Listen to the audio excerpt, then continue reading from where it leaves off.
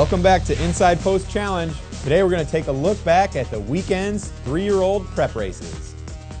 Hi everyone, I'm Tom Law, back alongside Ed DeRosa for this week's edition of Inside Post. Ed, we're going to take a look back at the San Felipe, the Tampa Bay Derby, the Louisiana Derby. It's an awful big mouthful, plus the Rebel Stakes. But first, we got to congratulate RC of Charleston, South Carolina. Not only did he have Frisian Fire to win the weekly Inside Post Challenge, but he also had the second place horse Papa Clem and the third place horse Terrain. He won in a timestamp tiebreaker over, I believe, another contestant also had the cold try. So hopefully some people out there are making a little bit of money. Yeah. Speaking of making a little money, Frisian Fire added to his bankroll. He's pretty much in now, no doubt about it, in the Kentucky Derby field. He's got wins in all three fairgrounds races on the way to the Triple Crown. Larry Jones came out with a loss with Old Fashioned, but he came up with a win here. Yes, he did, and it's a very impressive win. Some would probably peg it the most impressive race of the weekend. I actually thought Pioneer of the Nile ran the most impressive race, but certainly can't knock Frisian Fire. The only question would be the slop, fast dirt. Will he run as well on that? But with Pioneer of the Nile, will he run as well on fast dirt? So there's still some questions to be answered 6 weeks out. Yeah, Pioneer of the Nile I thought was very, very impressive in the San Felipe. Sets him up beautifully now for the Santa Anita Derby. He's obviously going to be on the pro ride route to the Derby. Not going to run on the real dirt until he actually gets to Churchill Downs.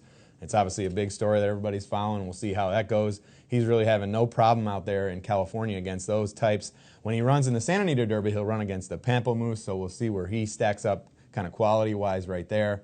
But Frisian Fire, like you said, I think it was a sloppy track, so it's hard to say, but he won the way you want to see a horse win, drew off easily, tracked the pace, ran really, really well. His stablemate, on the other hand, Old Fashioned, kind of had the nice trip in the Rebel Stakes. Some people might have said the pace was a little bit quick in there. He had the lead turning for home, and he got ran down by a big, big long shot. What'd you take from his race? The one thing I would look at that I haven't seen mentioned too much is that it was 8 lengths back to third. If the winner doesn't show up, we're talking about Old Fashioned like he's going to the Derby as an even money favorite. Now, the winner did show up, and he beat him by 3, which doesn't inspire. A lot of people pointing to the fact that Willie came from Canterbury Park, not a huge bastion of Derby fortunes there.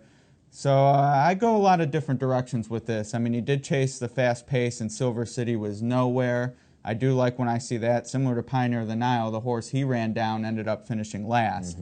I always like when the horses close to the pace finish near the front, and then the other horses back up. But losing to a horse like that, I hate to denigrate a Grade 2 winner now, but he's 50-1 for a reason. I agree. This time of year is when you see a lot of horses kind of blossoming and improving, so maybe the winner is a horse that's on the improve this time of year, or you can look at it the other way around, Old Fashioned.